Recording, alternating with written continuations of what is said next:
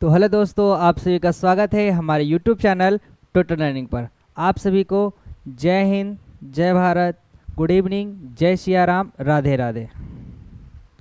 देखिए, हमारा जो क्लास है, फर्स्ट क्लास हमने ऑब्जेक्टिव का सोलर सिस्टम का किया, 30 क्वेश्चन किए थे हमने। आज जो है हमारा जो क्वेश्चन है उससे आगे चलेगा, यानी उस 30 से आगे सोलर सिस्टम का पार्ट 2 समझ लो।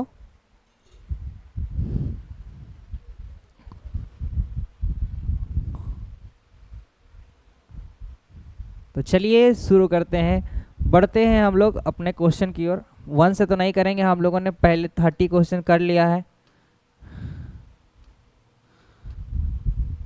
30 कर लिया था, 30। हाँ, 31 से करेंगे हम लोग, 31 से। देखिए 31 पहला क्वेश्चन है कि निम्नलिखित में से किसे ब्लू प्लैनेट कहा जाता है, यानी निम्नलिखित में से किसे ब्लू प्लैनेट कहते हैं। आपका ऑप्शन है, option number A Sunny, option number B Prithvi, option number C Varun और ऑप्शन नंबर डी अरुण। यानी बताइए कौन सा ऐसा प्लैनेट है जिसे हम लोग ब्लू प्लैनेट के नाम से जानते हैं। तो इस सवाल का आपका जो उत्तर होगा, आप सभी को पता होगा इस सवाल का क्या उत्तर होने वाला है, सभी को पता होगा, बहुत ही आसान सा सवाल है। इस सवाल का उत्तर जो हो जाएगा आपको हो जाएगा ऑप्शन नंबर बी, यानी कि अर्थ। ब्लू प्लैनेट किसे कहते हैं? ब्लू प्लैनेट किसे कहते हैं? पृथ्वी को कहते हैं। चलिए नेक्स्ट क्वेश्चन की ओर बढ़ते हैं, क्वेश्चन नंबर 2, मतलब क्वेश्चन नंबर 2, आज का ही 2 ही है। अगला सवाल है हमारा कि सूर्य से पृथ्वी तक प्रकाश पहुंचने में या प्रकाश को पहुंचने में कितना समय लगता है?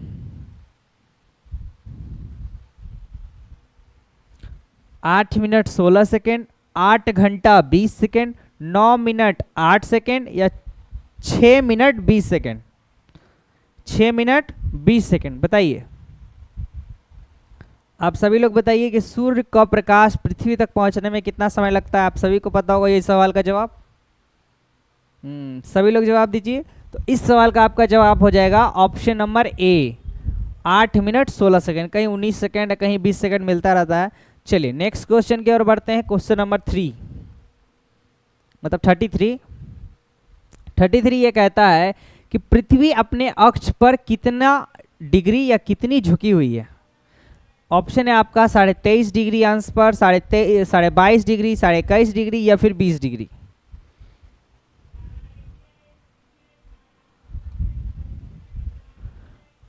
डिग्री, चलिए बताइए कितने डिग्री पे झुकी हुई है।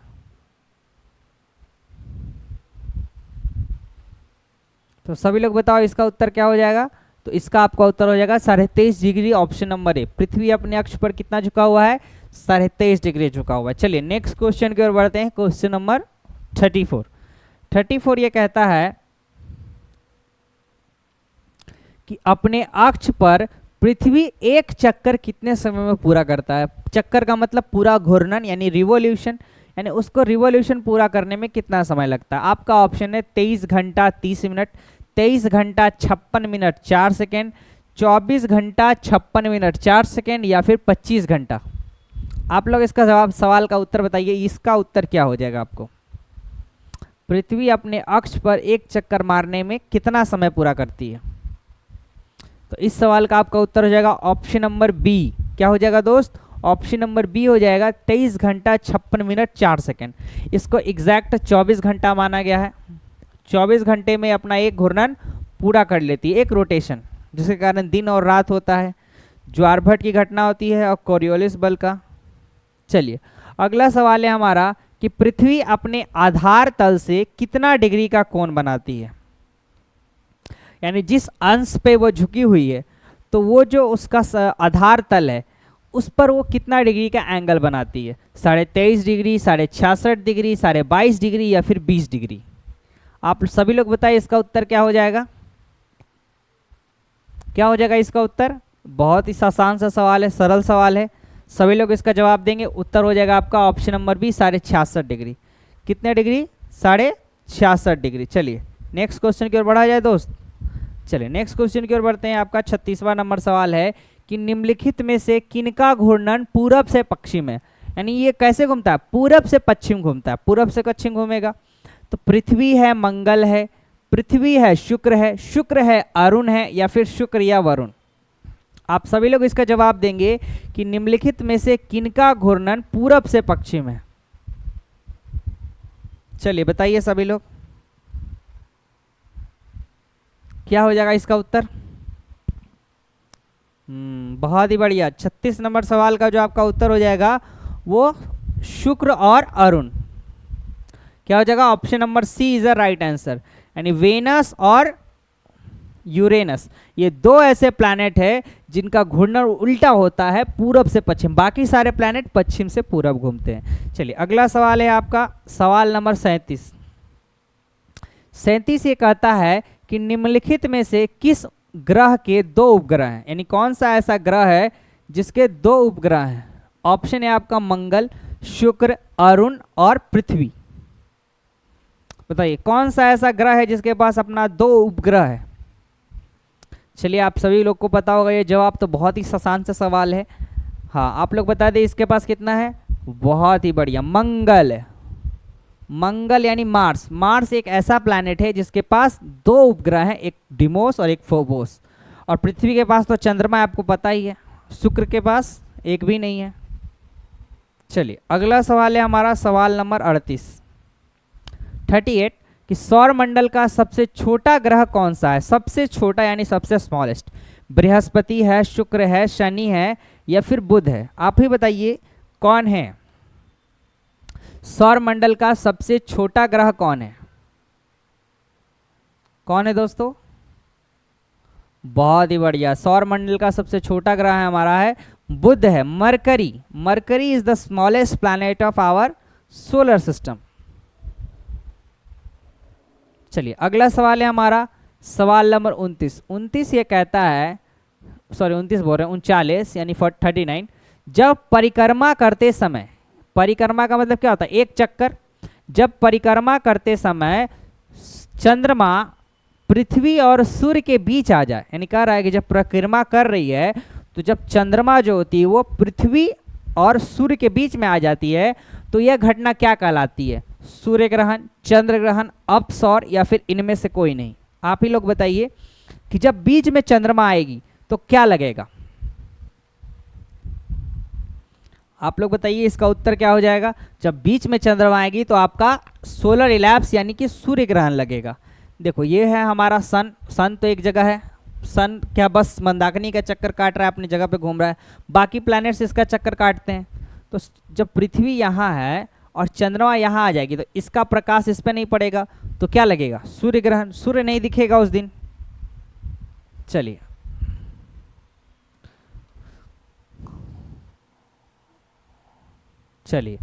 तो इस सवाल का उत्तर क्या हो जाएगा आपका, क्वेश्चन नंबर 39 का ए। चलिए नेक्स्ट क्वेश्चन है आपका 40 क्या कह रहा है कि जब परिक्रमा करते समय पृथ्वी चंद्रमा और सूर्य के बीच आ जाए तो यह घटना क्या कहलाएगी। सूर्य ग्रहण, चंद्र ग्रहण, अपसौर या उपसौर।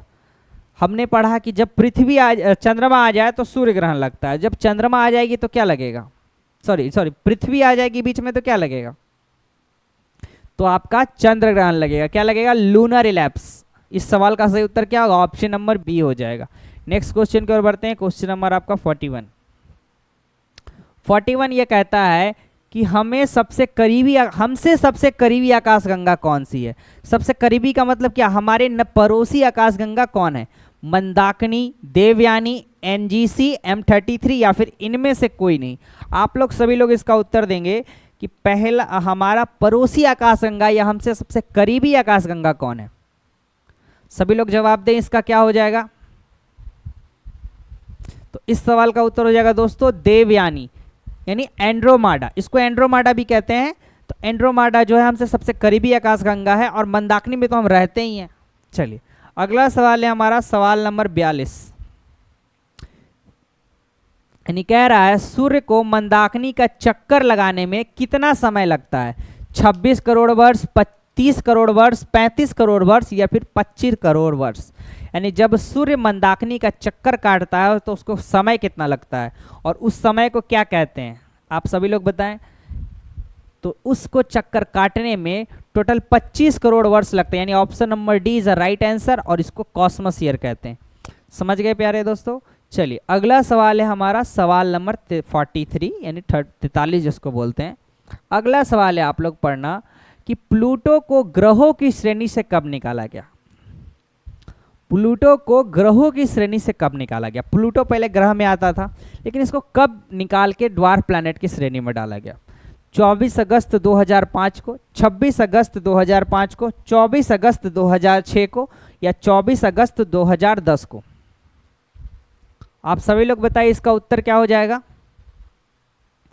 तो इसका उत्तर हो जाएगा आपका, सभी लोग उत्तर देंगे, इसका क्या हो जाएगा। बहुत ही बढ़िया। इस सवाल का आपका उत्तर हो जाएगा ऑप्शन नंबर ए नहीं, बी नहीं, सी नहीं, सॉरी सी होगा, डी नहीं होगा, सी होगा। यानी 24 अगस्त 2006 को अंतर्राष्ट्रीय खगोलीय सम्मेलन हुआ। बहुत सारे वैज्ञानिक, खगोल शास्त्री वैज्ञानिक लोग थे, उनके द्वारा डिसीजन लिया गया कि इसको हम लोग ग्रहों की श्रेणी में ना रखकर क्या रखेंगे, बौने ग्रहों की श्रेणी में रखेंगे। चलिए अगला सवाल है हमारा सौर मंडल का सबसे बड़ा ग्रह कौन है। सॉरी, सबसे बड़ा उपग्रह, ग्रह नहीं यहाँ पर देखना, सबसे बड़ा उपग्रह। उपग्रह यानी डेमोस, टाइटन, चंद्रमा, गैनीमीड, यानी सबसे बड़ा उपग्रह कौन है हमारे पास। आप सभी लोग इसका जवाब देंगे, और किस ग्रह के पास है ये भी आप लोग बताएंगे। किस ग्रह का ये उपग्रह है और कौन है। तो सबसे बड़ा उपग्रह है हमारे पास गैनीमीड, ऑप्शन नंबर डी, और ये बृहस्पति का है। चलिए अगला सवाल की ओर एंटर करते हैं। तो सौर मंडल का सबसे बड़ा उपग्रह गैनीमीड। चलिए अगला सवाल है हमारा सवाल नंबर 45। 45 ये कह रहा है कि शुक्र ग्रह पर सूर्योदय किस दिशा में होता है। शुक्र ग्रह जैसे हमारे यहाँ कौन सी दिशा में होता है, पृथ्वी पर पूरब दिशा में, उसी तरह शुक्र ग्रह जो है वहाँ सूरज किस दिशा में निकलता है, पूरब में, पश्चिम में, उत्तर में, दक्षिण में। आप सभी लोग बताएं, आप सभी लोग बताएं इसका उत्तर क्या हो जाएगा। तो दोस्तों इसका उत्तर हो जाएगा आपका पश्चिम दिशा। पश्चिम दिशा इसलिए क्योंकि सूरज तो घूम रहा है, सॉरी सूरज बोल रहे, बाकी प्लैनेट्स कैसे घूमते हैं, वेस्ट टू ईस्ट, ये घूमता है ईस्ट टू वेस्ट, जिसके कारण यहाँ पर सूर्य पूरब में नहीं दिखाई देकर किधर दिखाई देता है, पश्चिम में दिखाई देता है सनराइज के समय। चलिए अगला सवाल है किस ग्रह पर आयरन ऑक्साइड की अधिकता पाई जाती है, यानी कौन सा ऐसा प्लैनेट है जहाँ पर आयरन ऑक्साइड ज़्यादा मात्रा में पाया जाता है। आपका बुध है, शुक्र है, मंगल है, पृथ्वी है। आप सभी लोग बताएं किस ग्रह पर आयरन ऑक्साइड की अधिकता है। आप सभी लोग बताइए क्या हो जाएगा इसका उत्तर। बुध हो जाएगा, शुक्र हो जाएगा, मंगल हो जाएगा, पृथ्वी हो जाएगा। अब सभी लोग इसको याद भी करते चलेंगे साथ साथ, जिनको आएगा वो बढ़िया है, जिसको नहीं आ रहा है वो बच्चे याद करते चलेंगे।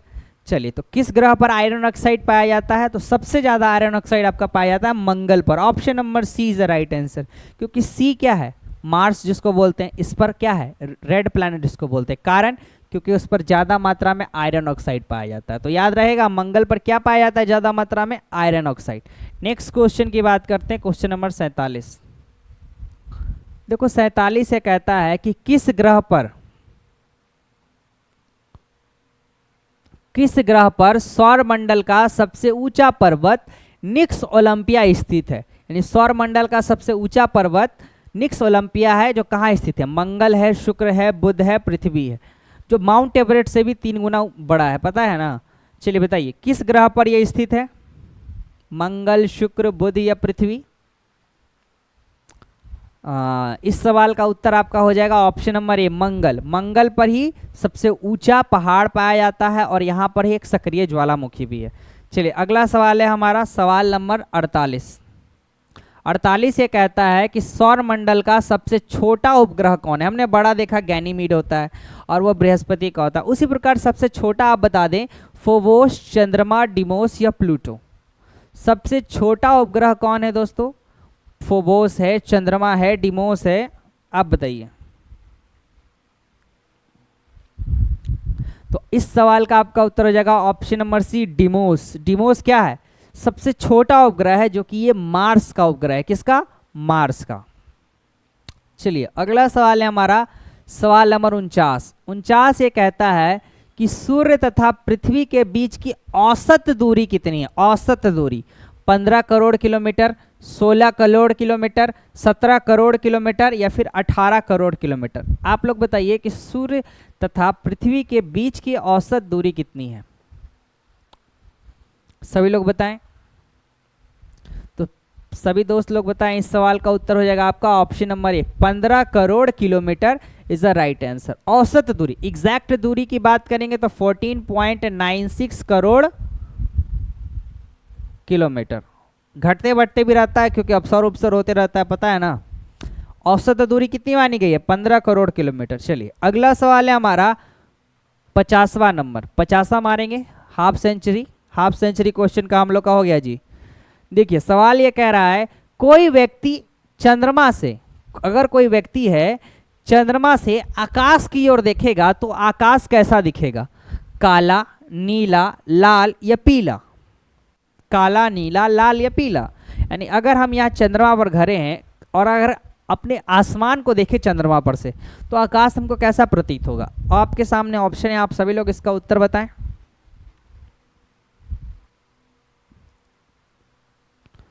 क्या हो जाएगा दोस्तों, आप सभी लोग इसका उत्तर बताइए। तो इस सवाल का आपका उत्तर हो जाएगा ऑप्शन नंबर 1, काला दिखेगा। वहां से क्या दिखेगा, काला, क्योंकि वहां पर वायुमंडल ही नहीं है तो क्या दिखेगा, काला ही दिखेगा। चलिए अगला सवाल है हमारा सवाल नंबर 51। यह कहता है कि हमें पृथ्वी से चंद्रमा का कितना भाग दिखाई देता है। यानी मैक्सिमम कितना चंद्रमा का हिस्सा देख सकते हैं। 59%, 60%, 70% या 80%। बताइए हम पृथ्वी से चंद्रमा का कितना अधिकतम भाग देख सकते हैं। पूरी चंद्रमा तो हम एक बार में देख नहीं पाएंगे। कॉन्सेप्ट तो हम समझाए थे ना, कैसे नहीं देख पाएंगे। आप लोग बताइए एक बार में हम उसका मैक्सिमम कितना हिस्सा देख सकते हैं। तो इसका मैक्सिमम हिस्सा हम लोग मात्र 59% ही देख सकते हैं। ऑप्शन नंबर ए क्या हो जाएगा, राइट हो जाएगा। इससे ज़्यादा हम लोग एक बार में नहीं देख सकते। और इसके पीछे वाले भाग को क्या बोलते हैं, सी ऑफ ट्रिनिटी, शांत सागर जिसको बोलते हैं, जहाँ पर अपोलो 11 जहाज उतरा था। भूल गए अपोलो 11, चंद्रमा पर उतरने वाले पहले व्यक्ति। चलिए अगला सवाल है हमारा, सूर्य ग्रहण कब लगता है। पूर्णिमा के दिन, अमावस्या के दिन, शुक्ल पक्ष के दिन या फिर कृष्ण पक्ष के दिन। सूर्य ग्रहण कब लगता है। आप सबको पता है जब चंद्रमा बीच में आती है तो सूर्य ग्रहण लगता है, लेकिन वो दिन कौन सा होता है। पूर्णिमा होती है, अमावस्या होती है, शुक्ल पक्ष होता है या कृष्ण पक्ष होता है। आप सभी लोग बताइए इसका उत्तर क्या हो जाएगा। तो इसका उत्तर क्या हो जाएगा दोस्तों, तो इसका उत्तर हो जाएगा आपका ऑप्शन नंबर बी, अमावस्या। अमावस्या के दिन हमको सूर्य ग्रहण देखने को मिलता है। चलिए अगले सवाल की ओर बढ़े, सवाल नंबर 53। 53 ये कहता है कि चंद्र ग्रहण कब लगता है। सूर्य ग्रहण की तो बात हमने कर ली, अब चंद्र ग्रहण कब लगता है। पूर्णिमा के दिन, अमावस्या के दिन, शुक्ल पक्ष के दिन या कृष्ण पक्ष के दिन। आप सभी लोग बताएंगे कि पूर्णिमा किस दिन लगता है, सॉरी पूर्णिमा बोल रहे हैं, चंद्र ग्रहण किस दिन लगता है। तो जस्ट उल्टा हो जाएगा, पूर्णिमा का दिन लगता है। चंद्र ग्रहण जब चांद पूरा दिखेगा तभी तो चंद्र ग्रहण लगेगा।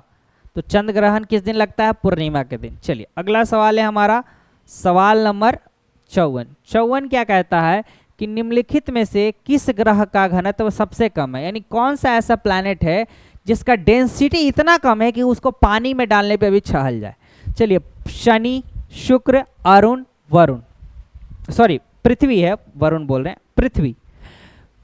शनि, शुक्र, अरुण, पृथ्वी। आप सभी लोग बताएं इसका सही उत्तर क्या हो जाएगा। चलिए आप सभी लोग बताइए इसका उत्तर क्या हो जाएगा दोस्तों।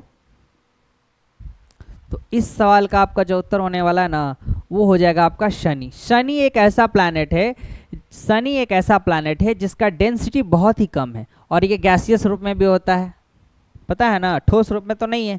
मार्स से लेकर के जितने मरकरी तक है वो सब ठोस है, मार्स के बाद सारे के सारे गैसियस फॉर्म में।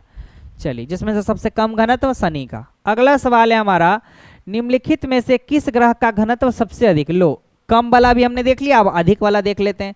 तो अधिक बताइए, शनि, शुक्र, अरुण, पृथ्वी। एक प्लैनेट तो आपका ऐसे कट गया, शनि कट गया क्योंकि उसका कम होता है। तो आपके पास अब 3 ऑप्शन है, 3 ऑप्शन में से आप इसका जवाब दें कि शुक्र, अरुण या पृथ्वी? सबसे ज्यादा, तो ज्यादा किसका? जहां पर लोग ज्यादा, सारा भार हम लोग का सागर रखा हुआ कौन? पृथ्वी। तो पृथ्वी, option number D is the right answer. सबसे ज्यादा घनत्व जो है हमारे पृथ्वी का है। चलिए अगला सवाल है हमारा सवाल नंबर 56। पृथ्वी का जीवाश्म किसे कहते हैं? शुक्र को, चंद्रमा को, प्लूटो को या हेली को? हेली एक कॉमेट है। चलिए पृथ्वी का जीवाश्म किसे कहते हैं? आप लोग बताएं, शुक्र को कहते हैं, चंद्रमा को कहते हैं, प्लूटो को कहते हैं या फिर हेली को कहते हैं? आप सभी लोग बताएं इसका उत्तर क्या हो जाएगा। तो इसको हम लोग कहते हैं चंद्रमा को। चंद्रमा को कहा जाता है पृथ्वी का जीवाश्म या फिर रात की रानी भी इसको लोग कहते हैं। हम लोग तो बचपन में इसको चंदा मामा भी कहते थे, लेकिन वो नहीं होगा, रात की रानी भी नहीं पूछेगा, पृथ्वी का जीवाश्म पूछ सकता है। चलिए अगला सवाल है हमारा, निम्नलिखित में से किस ग्रह के बीच क्षुद्र ग्रह की पट्टी पाई जाती है? क्षुद्र ग्रह, शुद्र ग्रह नहीं, क्षुद्र ग्रह, क्षुद्र ग्रह की पट्टी पाई जाती है। अरुण, वरुण, पृथ्वी, मंगल, बृहस्पति, मंगल, बृहस्पति, शनि। अरुण, वरुण, पृथ्वी, मंगल, मंगल, बृहस्पति, बृहस्पति, शनि। आप लोग बताइए कौन सा ऐसा प्लैनेट है जिन दो प्लैनेटों के बीच में एस्टेरॉइड्स बेल्ट पाया जाता है? ऑप्शन आपके सामने, आप सभी लोग इसका उत्तर दें फटाफट।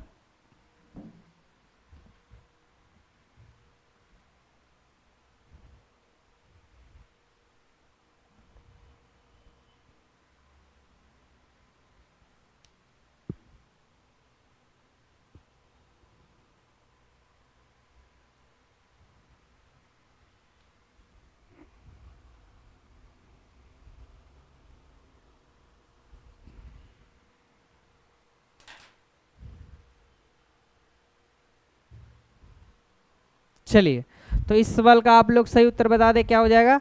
हो जाएगा आपका ऑप्शन नंबर सी, मंगल और बृहस्पति के बीच में एस्टेरॉइड्स बेल्ट की पट्टी पाई जाती है।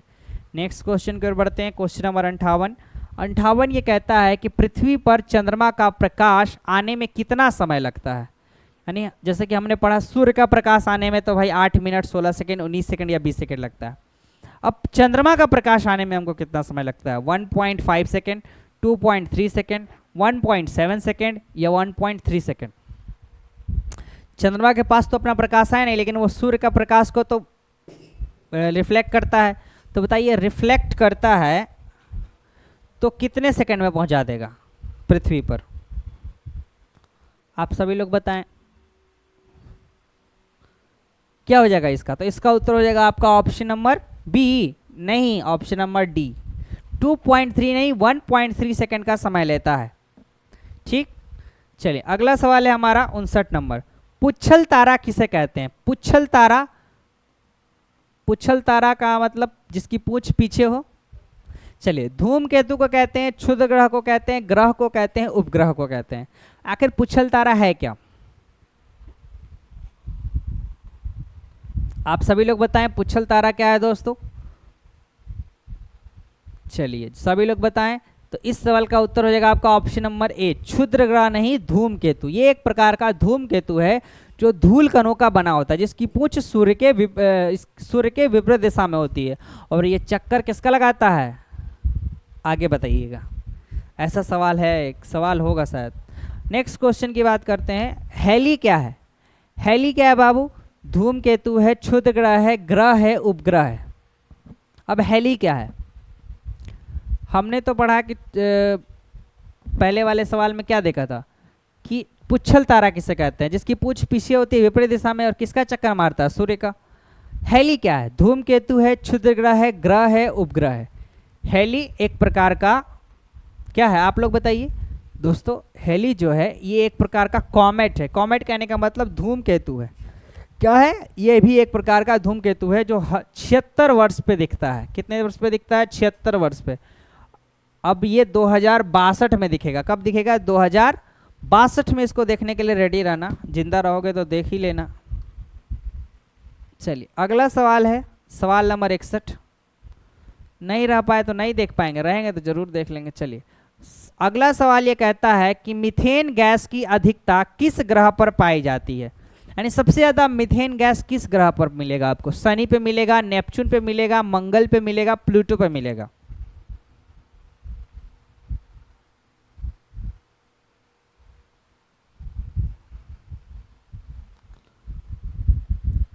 आप लोग बताइए इसका उत्तर क्या हो जाएगा? क्या हो जाएगा दोस्तों? बहुत ही बढ़िया, इसका उत्तर आपका ऑप्शन नंबर बी नेपच्यून हो जाएगा। नेपच्यून कैसे? क्योंकि यहाँ पर सबसे ज़्यादा क्या पाया जाता है? मीथेन, जिसके कारण ये कैसा दिखाई देता है? हरा। पता होगा ना, ग्रीन प्लैनेट भी इसको कहते हैं। नेक्स्ट क्वेश्चन हमारा 62 नंबर। 62 क्या कहता है कि निम्न में से कौन आधुनिक ग्रह है? आधुनिक कहने का मतलब जल्दी ज़्यादा दिन इसको नहीं हुआ खोजे हुए। शनि, नेपच्यून, मंगल या प्लूटो? आप सभी लोग इसका उत्तर देंगे। आधुनिक ग्रह कौन कौन है? 2 आधुनिक ग्रह है, लेकिन इसमें से कौन है?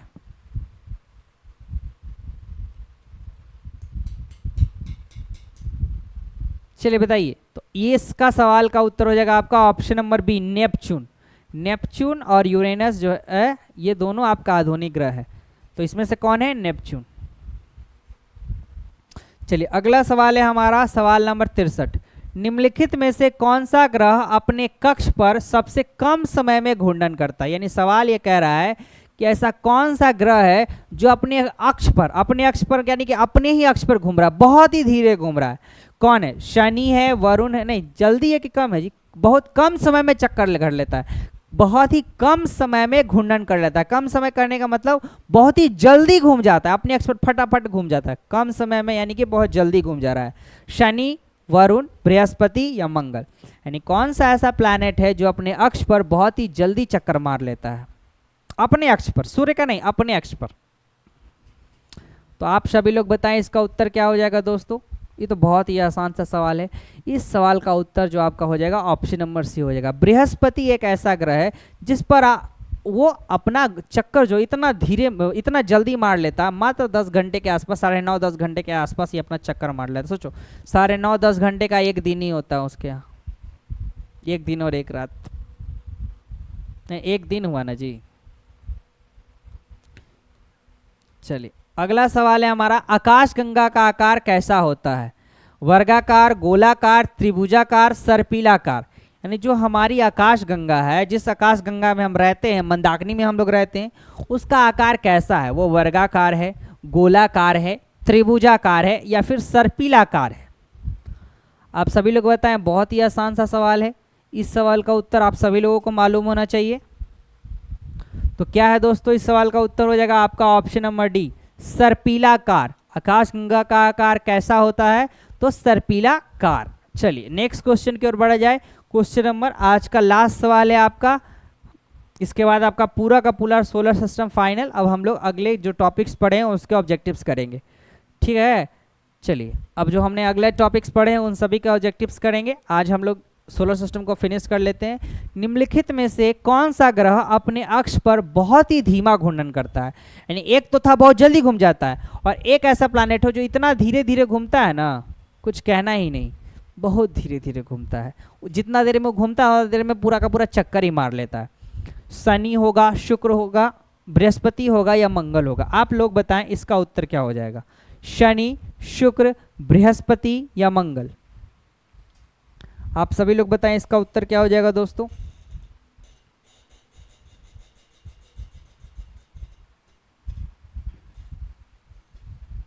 चलिए सभी लोग बताएं। तो इस सवाल का प्यारा दोस्तों आपका जो उत्तर होने वाला है वो हो जाएगा आपका, बहुत ही बढ़िया, शुक्र ग्रह। कौन सा ग्रह? शुक्र ग्रह एक ऐसा प्लैनेट है जो अपने अक्ष पर बहुत ही धीमा घूमता है। जितना देर में चक्कर काटता है उतना देर में पूरा सन का चक्कर काट लेता है। तो यहाँ पर आपका जो है पूरा का पूरा सोलर सिस्टम जो हमने पढ़ा था, जिससे जो क्वेश्चन हमको बनाने चाहिए थे वो हमने सारे बना लिए। सोलर सिस्टम आपका पूरा का पूरा फिनिश हो गया है। अब हम लोग जो नेक्स्ट टॉपिक पढ़े हैं उस टॉपिक्स की हम लोग क्वेश्चन करेंगे। चलिए तो आप सभी को धन्यवाद, शुक्रिया, जय हिंद, जय भारत, जय सिया राम। और साथ ही साथ इस वीडियो को लाइक करते चले, हमारे चैनल को सब्सक्राइब करते चले और सभी लोग मन लगा कर पढ़ाई करें। सभी को शुक्रिया, धन्यवाद, जय हिंद, जय भारत।